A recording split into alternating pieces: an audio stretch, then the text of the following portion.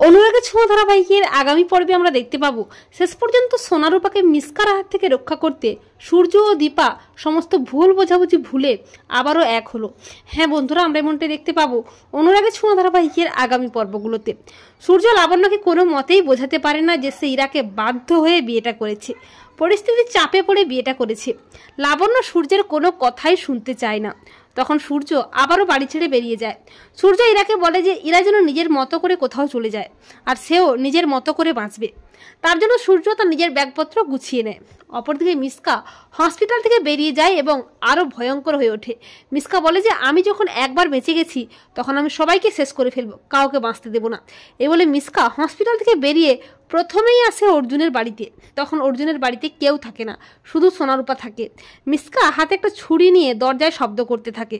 তখন সোনার মনে হয় তার মা এসেছে, কিন্তু মিসকার গলা শুনে সোনা বুঝতে পারে এটা মিসকা আন্টি। সোনা প্রচণ্ড ভয় পেয়ে যায়। আর ঠিক তখনই সেখানে চলে আসে প্রবীর বাবু ও অজয় বাবু। তাদের গলা শুনে মিসকা ভয়ে লুকিয়ে যায় আর সোনা ভয় পেয়ে তার দাদু ভাইকে জড়িয়ে ধরে কান্না করতে থাকে। অপরদিকে দীপা বুঝতে পারে অর্জুন তাকে কতখানি ভালোবাসে। তাই দীপা বলে যে আমি এখন কি করব অর্জুনদা, তুমি আমাকে এত ভালোবাসো, এত ভালোবাসা আমি কোথায় রাখবো। এরপর দীপা অর্জুনকে খুঁজতে খুঁজতে একটা পার্কে চলে আসে আর সেখানে অর্জুনকে দেখতে পায় দীপা। দীপাকে দেখে অর্জুন ঘোরের মধ্যে দেখতে থাকে দীপা বিয়ের সাজে তার সামনে। এরপর দীপা অর্জুনের হাতে তুলে দেয় খাবার।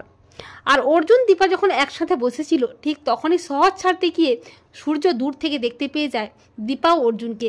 তো বন্ধুরা, তোমরা এটাই চাও তো যে দীপা সূর্যের জন্য সমস্ত ভুল বোঝাবুঝি ভুলে সোনারূপাকে মিসকার হাত থেকে রক্ষা করতে আবারও এক হয়?